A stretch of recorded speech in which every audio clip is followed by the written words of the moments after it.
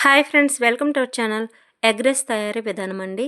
Stove on చేసుకొని కళాయి పెట్టుకొని ఆయిల్, ఉల్లిపాయలు, జీలకర్ర, పచ్చిమిర్చి, కరివేపాకు వేసుకొని ఫ్రెష్గా దంచిన అల్లం వెల్లుల్లి వేసుకొని 2 నిమిషాలు వేగనివ్వాలి. నేనైతే ఐరన్ కళాయి తీసుకున్నానండి. ఐరన్ కళాయిలోని టేస్ట్ అదిరిపోతుంది.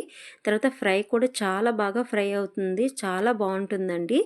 తర్వాత ఒక చిన్న క్యారెట్ తీసుకొని చిన్న చిన్న ముక్కలు కట్ చేసుకుని వేసుకున్న తర్వాత మీకు నచ్చితే టమాటా పండు వేసుకోండి, లేదంటే స్కిప్ చేయొచ్చు. నాకు అలవాటు కనుక చిన్న టమాటా పండు ముక్క వేసుకున్నాను. అవి పచ్చివాసన పోయేంత వరకు వేయించుకొని అందులోని పసుపు, సాల్టు, కారం వేసుకుంటాము. పచ్చిమిర్చి ఎక్కువ వేసుకున్నాం కనుక మీరు కారం తగ్గించి వేసుకోండి. తర్వాత ఎగ్స్ అనేవి కొన్ని కరిగిపోయి ఉంటాయి కనుక అందుకు డైరెక్ట్గా వేయొద్దండి, చూసుకొని వేసుకోండి.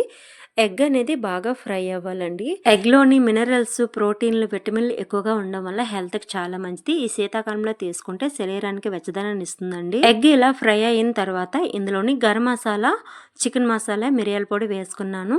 పచ్చిమిర్చి, కొంచెం కారం వేసుకున్నాం కదా, మీరు కారం స్కిప్ చేయొచ్చు. మిరియాల పొడి కొంచెం ఎక్కువ వేసుకుంటే హెల్త్కి చాలా మంచిది.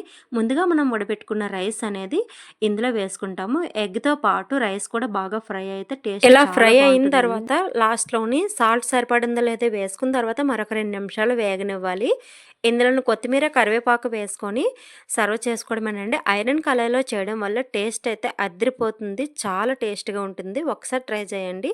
కొత్త వాళ్ళు చూస్తుంటే నా ఛానల్ని సబ్స్క్రైబ్ చేసుకోండి, లైక్ చేయండి, షేర్ చేయండి. మీరు ఇచ్చిన ఒక చిన్న లైక్ నా వీడియో కొంతవరకు రీచ్ అవుతుంది. Thank you friends, bye.